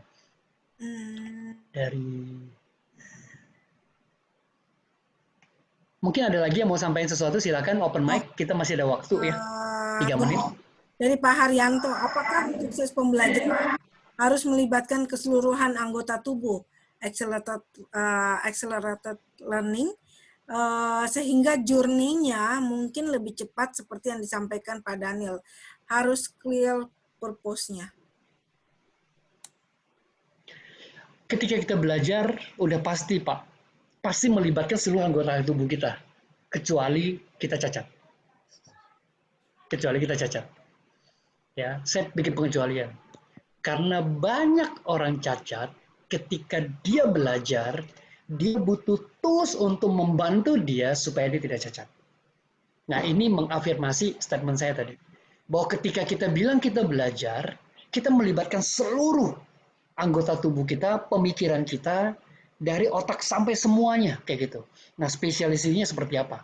Jadi nggak bisa bilang kita belajar, saya hanya belajar atas ke bawah. Dari sini ke atas, atau di sini ke bawah. Enggak. Belajar itu, ini yang mengendalikan untuk kita seluruhnya kita melakukan. Dan memang melibatkan. Biasanya nanti ada orang mau estetik, dan lain sebagainya, itu macam-macam. Kayak gitu. Itu mengafirmasi ya, itu proses kita belajar. Oke, silakan. Ada lagi mungkin? Oke, so far. Bro Daniel. Ada yang mau nyampein Bro sesuatu? Daniel. Silakan. Yes. Bro Daniel, tadi berbicara mengenai perubahan, ya. Kalau saya nggak salah tangkap, bahwa nggak penting arahnya kemana. Tapi di lain sisi, ini adalah learning journey.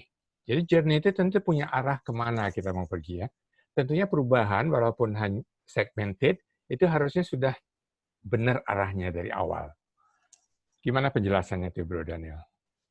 Oke, thank you Bro Eka. Jadi gini, teman-teman, pada kesempatan malam hari ini sebenarnya saya punya ada 4 slide lagi. Tadi saya lihat si Eji mengingatkan kepada saya, cuma karena waktu saya nggak bagikan. Sampai slide yang terakhir ini saya menyampaikan tentang bahwa yes, setiap orang harus punya learning journey, harus ada tujuannya. Tetapi saya tidak punya hak untuk menentukan mana yang baik, mana yang buruk. Siapa saya gitu kan? Karena apa yang menurut saya buruk belum tentu buruk buat orang lain. Nah, yang pasti adalah teman-teman yang punya tanggung jawab untuk menentukan tujuannya seperti apa. Saya kasih rumusnya aja gitu, seperti itu. Karena gini, karena kalau udah kayak gitu nanti kita akan terlibat kepada sebuah diskusi yang jadi benar salah. Saya tidak mau dan saya tidak punya kemampuan untuk mengatakan bahwa ini baik, ini buruk. Tidak, karena setiap kita, karena ini adult ya, kita adult, semua orang punya experience. Karena gini, contoh, buat saya ketika saya menceritakan masa lalu saya yang aib, mungkin Pak Antoni juga sering menceritakan masalah. Buat itu jadi motivasi kita. Tapi buat orang tertentu, ketika dia tidak menceritakan, itu aib buat dia. Nah, itu udah 2 hal yang berbeda. The same story, the past experience, totally different. Jadi saya nggak mau kutak-kutik. Jadi silakan teman-teman tentukan. Tapi kalau di organisasi, udah ketahuan nih, saya butuh talent-talent yang bisa seperti apa. So, journey kita akan mengarah ke sana. Seperti itu. Ya kan? Contoh, saya sampai hari ini tidak akan terlibat kepada perusahaan-perusahaan yang rokok, minuman keras, dan lain sebagainya. Kalau untuk saya mendesain learning journey, ya, saya nggak akan ke sana. Kayak gitu. Karena buat saya, itu sesuatu yang tidak baik. Tapi belum tentu kan buat industri yang lain, kayak gitu loh. Nah, setiap orang beda. Tapi yang pasti purpose-nya apa? Tentukan. You agree, you design ke sana. Seperti itu. Itu sih, Pak. Ya. Jadi kita tidak bicara tentang itu.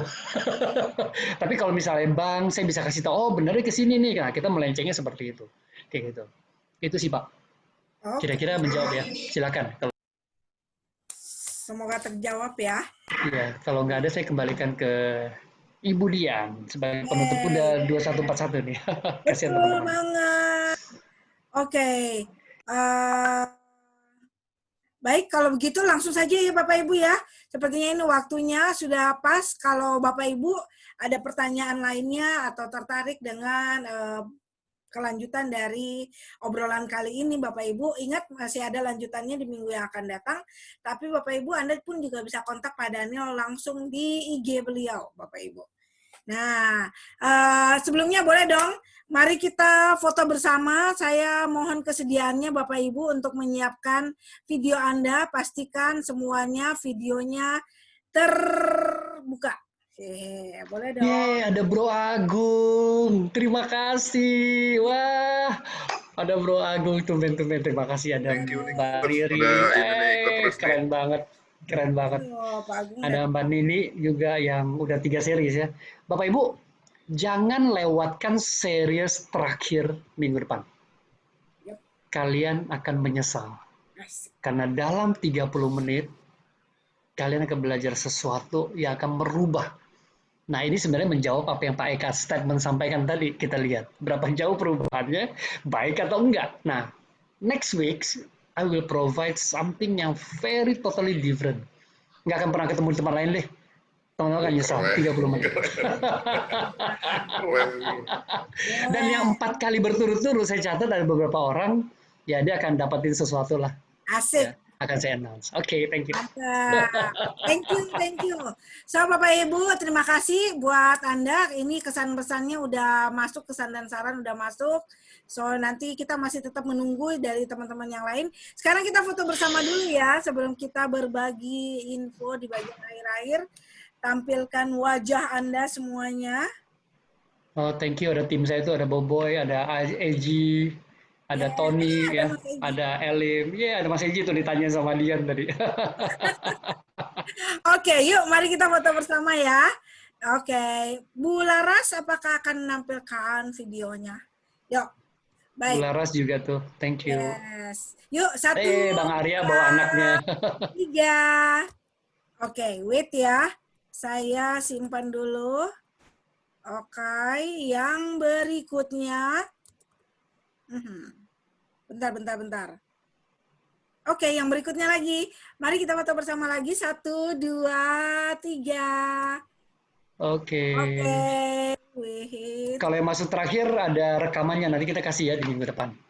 Buat yang masuk tengah-tengah, takutnya di depannya nggak dapat kan, kita kasih rekaman. Oh iya. Nanti akan dikasih. Bapak Ibu, kalau Anda tadi bertanya-tanya, ada yang bertanya private ke saya, private chat. Kami bisa mendapatkan linknya untuk YouTube yang sebelum-sebelumnya ataupun hari ini karena tadi nggak bisa ngikutin full.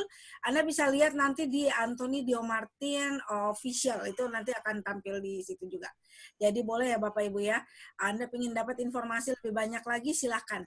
Nah, sebelum kita mengakhiri dan saya masih tetap berharap Bapak Ibu Anda mengisi link yang sudah saya tampilkan tadi untuk kesan dan saran Bapak Ibu supaya kita bisa memberikan yang lebih baik lagi. Nah, Bapak Ibu, kali ini saya mau sharing tentang pembelajaran berikutnya yang Bapak Ibu pun juga bisa, mungkin Bapak Ibu bisa tertarik untuk mengikutinya karena sesuai dengan kebutuhan Anda. Jadi, bicara soal Komet, bicara soal MWS Indonesia, maka itu pun juga basicnya awalnya dari HR Excellency, dan HR Excellency sedang mengadakan yang namanya online learning program, dan di minggu ini kita ngomongin soal career and productivity management setiap hari Senin, Rabu, dan Jumat kan. Nah di Jumat yang besok Bapak Ibu akan ngomongin soal managing boss, kelola bosmu, kelola nasib karirmu. So Bapak Ibu, bagaimana caranya Anda bisa membuat bos Anda kelepek-kelepek, nah itu akan dibagikan oleh bosnya langsung gitu kan. Gitu, so Anda bisa ikuti. Sementara di minggu berikutnya, ini adalah minggu terakhir dari online learning program kita di seri yang kali ini, ada tentang leadership mastery Bapak Ibu. Di Senin kita akan ngomongin soal lead manage in time of crisis. Ini akan dibawakan oleh Pak Max Sandy. Beliau akan ngobrolkan tentang leading vs managing team and project, karena biasanya ada beberapa yang misunderstood tentang keduanya, miss up dengan keduanya. Nah, Bapak Ibu, Anda bisa mengikuti ini, kemudian mengatasi group thinking yang membahayakan organisasi, lalu kemudian nanti ada self-test-nya juga Bapak Ibu. Anda bisa mendapatkan di hari Senin nanti kalau Anda tertarik untuk mengikutinya. Lalu kemudian di hari Rabu, ngobrolkan tentang people management, strategy of manage people to their success. Dan Bapak Ibu, Anda akan langsung belajar dari Pak Anthony Diomartin tentang bagaimana sih caranya kita mengelola talent penting di saat krisis dan studi kasus nih. akan ada studi kasusnya Bapak Ibu. Tantangan kita kan di era krisis seperti ini, gimana caranya kita mempertahankan orang. Di sisi lain kita pun juga, nah you know lah ya Bapak Ibu, gimana caranya jangan sampai Anda kehilangan modal dasar Anda yang nantinya berkelanjutan nih. Kita kan masih berjalan ke depan ya. Nah, people mapping itu pun juga akan di-sharingkan di sini. Dan terakhir Bapak Ibu di hari Jumat sama dengan Pak Antoni Dio Martin lagi akan bicara soal strategic leadership and management. Be your own organizational consultant. Bagaimana Anda kemudian menganalisa lingkungan bisnis Anda, membuat SWOT serta skenario planning, penyusunan KPI dan OKR di tengah krisis Bapak Ibu. So, ini sharing sedikit tentang apa yang akan kita dapatkan di learning kita yang berbeda. Dan jangan lupa Rabu depan Anda akan menyesal kalau Anda nggak mengikuti bagian yang terakhir ini Bapak Ibu. Don't worry, Bu, apalagi buat Anda yang sudah ngikutin 3 kali, Anda nggak ada ngikut yang keempat, rugi besar Bapak Ibu, gitu kan? So, thank you so much for today, dan semoga bermanfaat Bapak Ibu. Kalau ngelihat dari evaluasinya sendiri, kesan dan sarannya itu udah pada banyak, wah enak banget, simple, dan sebagainya. Dan Bapak Ibu, Anda akan selalu menemukan hal baru di setiap apapun yang Pak Daniel akan sharingkan. Dan so, kita sudah berada di akhir acara kita. Sampai bertemu di minggu depan. Terima kasih semuanya. Terima kasih semuanya. Hai semuanya, Pak thank you Sandy, banget. Pak Raman, Bu Yuni, Regina, Thank you, Brother Daniel. Thank you, Pak Daniel. Thank you. Elif, Ada Pak Intan Hendy semuanya. ngobrol apapun. Thank you semua. Pak Riana. Thank you, Pak Hendy. Thank you. Thank you semuanya. Thank you, Bro Daniel. Thank you semuanya. Olivia, thank you. Thank you, Mara. Thank you semuanya, Pak Haryanto, makasih banget. Thank you semuanya. Saya absen di satu. Ada Thank you Elin, semua, thank you. sehat semua. Thank you. Ada Pak Andi, thank you juga. Doni, Mas Doni, thank you, Mas Doni. Thank you. Thank you. Mau mampir ke Agri nanti saya mau main. Thank you ya Mala. Yes.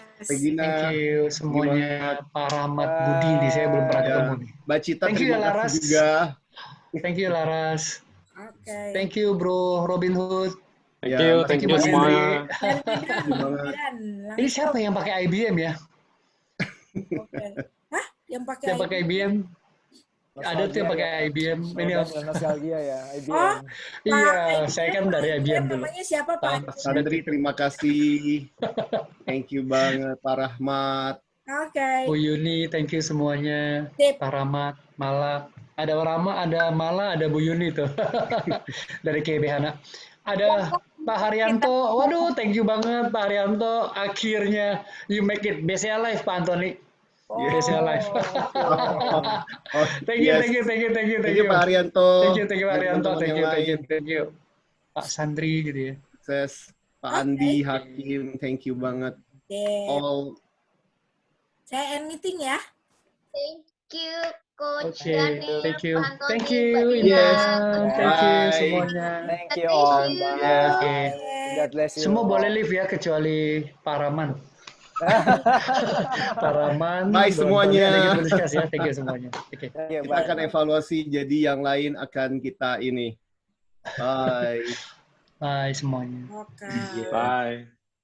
Bye. Dan misalnya gue sendiri yang paling bagus sama. Kalau ntar gue asuransi kita semua keluarga. Lumayan lah.